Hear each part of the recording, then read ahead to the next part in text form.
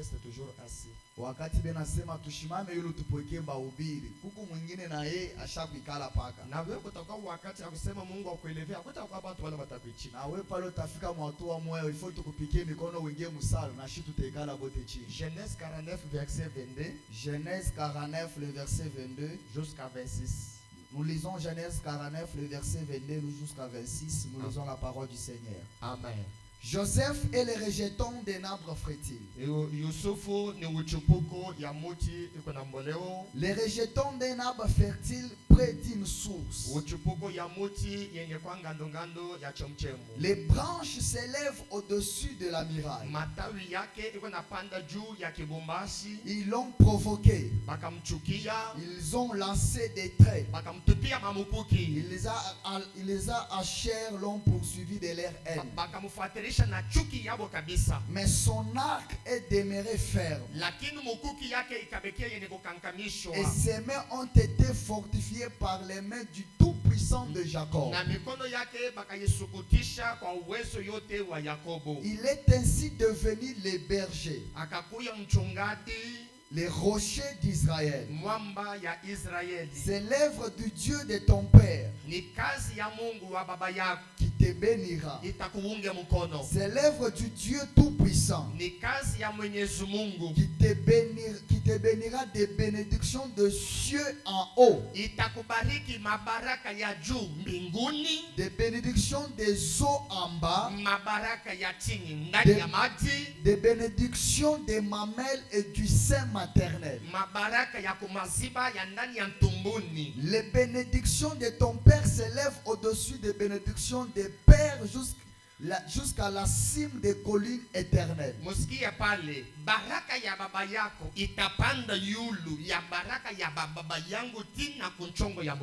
Qu'elle soit sur la tête de Joseph, sur les sommets de la tête du prince de ses frères, parole du Seigneur.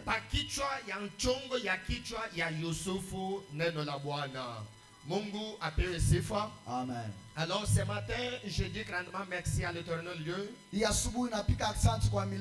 pour la respiration, le souffle qu'il nous a donné. Que son nom soit vraiment loué ce matin. En deuxième position, je dis merci à l'ange de l'église. Lui qui est pour moi un père. Je lui dis grandement merci. Il est un fer qui épuise les fers.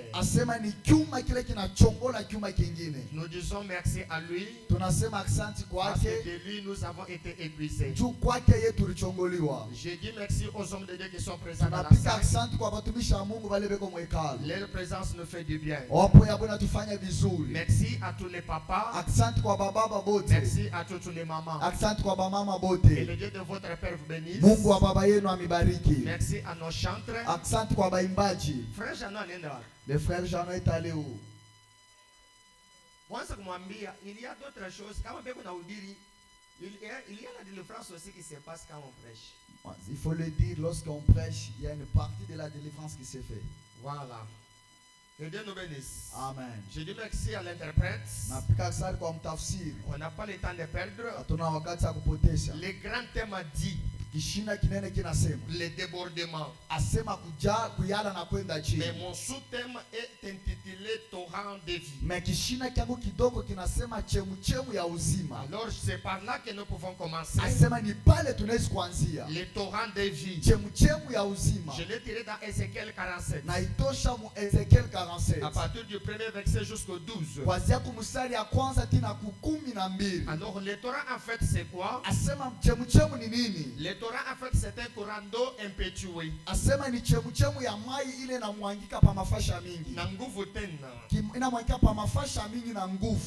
En deuxième définition, le torrent c'est toute chose qui a le caractère de se répandre avec vivacité.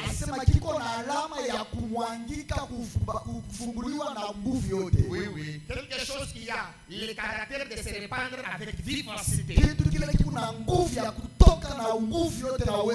Voilà, cela est appelé encore torrent. Mais la différence avec tous les autres torrents, celui-ci est appelé appelé torrent de vie. hii banaita chemchemu ya uzima. Quand ça va se répandre, Asema wakati itamwangika amène la vie. inaleta uzima, Ça apporte la vie. inaongeza uzima. Et partout où le torrent va arriver, Nafasi yote ile chemchemu ambayo itapitia il y a la vie, peko il uzima, y a la réussite, peko il kuweza, y a la prospérité, kuku il y kuendelea, a le succès, kuku il kuweza, y a l'abondance. kuko utele. Donc c'est à cause de cela Ni kupitia ile que le débordement arrive dans notre vie. kujali ya kunaingia maisha yetu. Maintenant, selon Ézéchiel 47, Asema kupitia na Ezekiel l'eau qui sort du sanctuaire, asema maji yanatoka kwa fashi le takatifu. sanctuaire en soi, Asema fashi takatifu yenyewe. c'est le trône.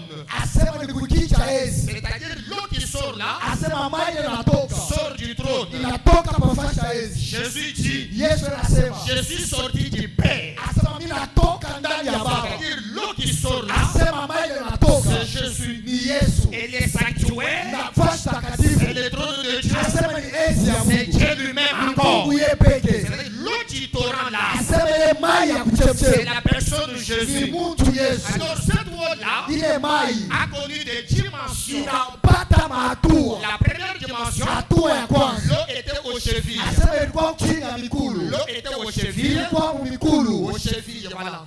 C'est pour dire quoi? Ni ya kusema nini? Aux chevilles, Asema kumikulu, c'est dans la doctrine. asema ni mafundisho ya Elle misingi, signifie ile inafafanusha, les symboles de la nouvelle naissance. asema namna ya kuzalika kupya, Oui, les symboles de la nouvelle naissance. asema namna ya kuzalika La kupya, deuxième décision, asema hatua ya pili, aux chevilles, asema kumagoti, c'est le symbole de l'enfant qui est au lait. asema ni alama ya mtoto ile kona nyonya, Oui, ingari kumasiba. L'enfant qui est encore au lait. mtoto ile ile na nyonya maziwa, C'est ça l'eau qui est aux chevilles. ni maji yako kumagoti, Mais l'eau va monter aux genoux. na maji tapanda tena. Je suis venu dire qu'à quelqu'un, Ninakuwa kuambia une mtu fois que tu naisses en Jésus, mara ambayo kizalikiwe ndani ya il Yesu n'est pas appelé à rester à un même niveau. hauitiwe kubakia matua moya Mais moya, tu dois monter de niveau. na unapaswa kupanda Si matua. tu n'as pas encore cru, Kama uyaamini qu'est-ce que tu entends? ni nini unachunga, Si tu as déjà cru, kama tu ushakuamini n'es pas appelé à rester à un même niveau. hauitiwe kubakilia pafashi moya Tu moya, dois monter de niveau. unapaswa kupanda matua. Tu es né en Jésus. Unazalikiwa ndani ya C'est Yesu, l'eau aux chevilles. asema ni maji chini ya Et l'eau miguu, va monter aux genoux. itapanda kumagoti. C'est pourquoi les disciples ont demandé à Jésus, Ndio kwa maana wanafunzi wanaswali Yesu, enseigne-nous comment prier. asema mwalimu, tufundishe namna C'est tunapaswa donc kuomba. qu'ils étaient déjà à Jésus. Ni wakati pale walikuwa deja ndani ya Et Jésus Yesu, a commencé à na prier. Yesu anaanza kuwafundisha kuomba. C'est ça l'eau aux genoux. Njoo maji magoti, C'est ça l'eau aux genoux. njoo maji C'est magoti, le fait de connaître namna ya kujua comment prier, kuomba, comment faire des prières, kufanya maombi, comment chercher Dieu dans la namna ya prière. kutafuta Mungu maombi. Je saute à quelqu'un ce matin. Ninaambia mtu asubuhi ya Si tu leo, n'as pas encore connu comment chercher Dieu dans la prière, kama yafahamu kutafuta Mungu maombi, comment c'est le temps de débordement. je ni wakati wa kuyana na Il doit kuandika. monter aussi des niveaux Unapaswa na kupanda hatua de chercher Dieu, ya kutafuta Mungu même dans les prières. hata Et maombi, l'eau ne se peut arrêter là-bas. na atuachie pale. L'eau est montée jusqu'au niveau de la hanche. Maji napanda tena kukivuno, Au niveau de la hanche, pa kivuno c'est pour dire quoi? ni juu ya kusema nini? Jean chapitre 8, Asema Yohana sura ya au 8, verset 32. asema verset 32, Jésus dit, Yesu anasema vous connaîtrez la vérité utafahamu et ukweli la vérité vous na affranchira. ukweli itabikanisha. L'eau doit monter à la hanche. Maji napaswa kupanda mkivuno, Au niveau de la ceinture, asema ufasha kivuno, ce qui signifie la vérité. ile inaonesha ukweli. Quelqu'un qui connaît la vérité, Mtu anajua ukweli, c'est un homme affranchi. asema ni mtu wa kuishana. J'annonce à quelqu'un ce matin, Tangaza mtu asubuhi ya il est leo, appelé à déborder uanze kumuita ajaze dans tous les domaines. mumadomeni Dans les yote, domaines spirituels, mumadomeni ya dans les kileo, domaines matériels, mumadomeni ya dans les bitu, domaines financiers, madomeni ya makuta, même dans les mariages, hata mundoa, même dans tes progénitures. hata mkizazi Il est chako appelé à déborder. unaitiwa C'est kuyala. pourquoi l'eau au niveau de la Juu hanche, kwa maana maji mkivuno c'est connaître la ni vérité kujua et ukweli être un homme na affranchi. kuwa mtu kwa mfashio. Que Dieu vous bénisse.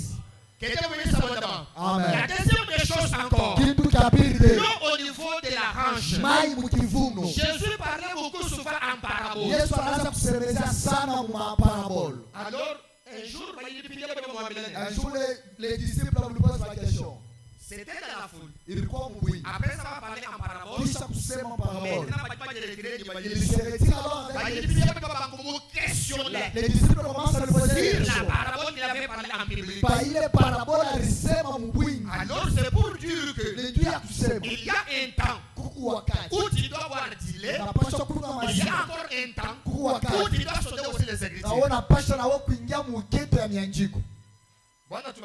Amen. Alors les disciples l'ont posé la question pour que Jésus leur explique ce qu'il avait parlé en parabole. C'est-à-dire que la dimension de la révélation. J'annonce à quelqu'un ce matin. Et j'appelle encore quelqu'un ce matin. Tu es appelé à boire du lait. C'est bien. Mais tu ne dois pas rester à ce niveau-là. Un chrétien qui ne croise pas. Lui n'est pas, il est statue.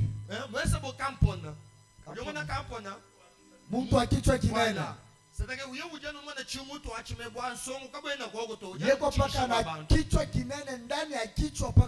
non, ce matin je suis venu t'appeler. Nous devons connaître le débordement dans tous les domaines. Dans le spirituel, dans le matériel, dans le physique, même dans les finances. Je t'annonce ce matin, si tu n'as pas encore compris comment chercher Dieu, mais il est temps maintenant. Il est temps maintenant de chercher Dieu même dans des prières. Il est temps maintenant de sonder même les Écritures. Parce que lorsque Jésus parlait en parabole, les disciples sont allés demander pour demander ce que Jésus cachait dans la parabole. C'est-à-dire, on peut te prêcher des choses simples. On peut encore te prêcher des choses difficiles. Comme des nourritures solides. Oui, c'est ça la nourriture de l'aigle. Après l'eau à la hanche, l'eau est devenue maintenant un torrent. L'eau qui devient maintenant un torrent, c'est la dimension maintenant de la prophétie. La dimension de la perfection. C'est pourquoi si vous regardez dans Luc chapitre 52, la Bible dit, Jésus croissait en sagesse, en stature, en grâce. Maintenant en hébreu 2, la Bible dit, il a été élevé à la perfection. C'est-à-dire Jésus a connu aussi toutes les 4 dimensions de l'eau. C'est comme ça que la croissance de tous les fidèles, de tous les chrétiens est appelée aussi à croître en sagesse, croître en stature. Et Jésus qui croissait en stature là, il était totalement plongé dans les Écritures. Et il avait la connaissance des Écritures. Et personne ne pouvait le séduire. Comme c'est le temps de débordement, j'annonce à quelqu'un, si tu n'avais pas la connaissance de qui est Jésus, il est temps maintenant d'être un homme affranchi. Et pour être affranchi, il doit avoir la maîtrise de la connaissance de Jésus. Et Jésus qui croissait en sagesse, il croissait en stature, et il croissait en grâce. Et toi là, donne-moi comme en dedans de toi, il y a une grâce. Et c'est toi qui tarde cette grâce-là à se manifester.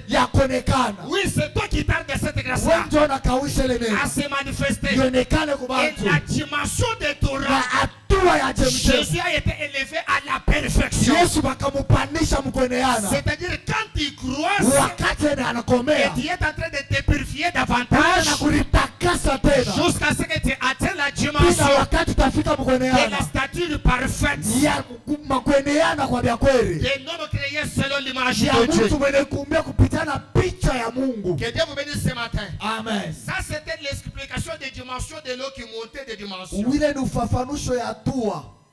De l'eau qui montait des dimensions. Ya maile raza kupanda matua. Alors ce matin je vais entamer Genèse 49. Hii asubuhi mitaingia mu Genèse 49. Parce que je vous ai dit que les torrents, c'est toute chose qui a le caractère de se répandre avec vivacité.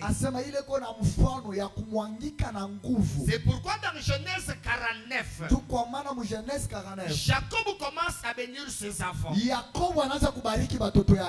arrive sur Joseph. Écoutez ce qu'il dit. Et toi mon fils Joseph, qui est le rejeton d'un arbre fertile, d'un rejeton d'un arbre qui est près des eaux, et les branches s'élèvent au-dessus de la muraille. Lorsque Jacob regarde son fils, il lui dit que tu es le rejeton qui sort d'un arbre fertile. C'est-à-dire Jacob s'est fait lui-même un grand arbre, et Joseph qui est le fruit de ses entrailles devient le rejeton. Mais ce qui fait la force de tout cela, c'est parce que ces arbres-là sont auprès d'une source. Joseph et Jacob étaient en train de prédire pour une postérité qui devait sortir. Et les branches de cet rejeton va s'élever au-dessus de la muraille. Malgré Jacob était un grand arbre, mais Joseph devait aussi devenir un grand arbre, parce que les branches devaient s'élever au-dessus de la muraille. J'annonce à quelqu'un ce matin, comme c'est le temps de débordement, quelle que soit la dimension de la muraille, mais toi, tu seras le géant. Oh, j'annonce à quelqu'un, même si la muraille t'empêchait de ne pas le voir là-bas, mais toi, tu vas dépasser la muraille, parce que tu seras un homme géant. Et quand nous voyons un homme géant, c'est le symbole de l'élévation, c'est le symbole de la grandeur. Oui, je comprends. Vie éternelle. Si la moitié de cette année, il n'a pas encore connu l'élévation, mais le Dieu de ton père a décidé pour ce dernier temps, une autre moitié de l'année qui reste, que l'élévation t'accompagne. Malgré la muraille qui t'empêchait pour ne pas sortir, mais toi, tu vas dépasser la muraille. La muraille qui empêchait vie éternelle pour ne pas se répandre à Colosie, à Lubumbashi, à Kinshasa, à Lubumbashi, même au Kassai, que cette muraille-là tombe au nom de Jésus. Parce que les branches vont s'élever. Et ce qui fait notre force, c'est une source là où nous sommes plantés. C'est ce qui fait nous pousser pour que les branches se lèvent au-dessus de la muraille. Lorsque je parle des murailles, je parle des barrières. C'est pourquoi quand Jacob bénissait Joseph, il avait déjà remarqué qu'il y aura des barrières qui viendront dans la vie de mon fils. Mais quelles que soient les barrières qui viendront, mais toi, tu les briseras. J'annonce à quelqu'un, toi, tu briseras toutes les barrières qui viendront au devant de toi. Lorsque je parle des miracles, ce sont des lois qui interdisent à quelqu'un de ne pas franchir une limite. Mais toi, ce matin je l'annonce, il est temps maintenant de briser toutes les limites. Il est temps maintenant de dépasser les limites qui t'avaient été assignées. C'est à toi que j'annonce, parce que c'est le temps de débordement. Joseph doit dépasser la muraille pour aller au-delà de la muraille. Et la muraille, c'est l'image de la frontière. J'annonce à quelqu'un, tu seras un homme international. Toi, tu seras un homme international. La muraille, c'est au-delà de la frontière. On parlera de toi au-delà de la frontière. Tu dépasseras la frontière parce que c'est le temps de débordement. Que Dieu vous bénisse. Amen. Que Dieu vous bénisse abondamment. Amen. C'est que le temps de débordement, c'est que tu vas te répandre à tous égards. C'est que Joseph est un torrent.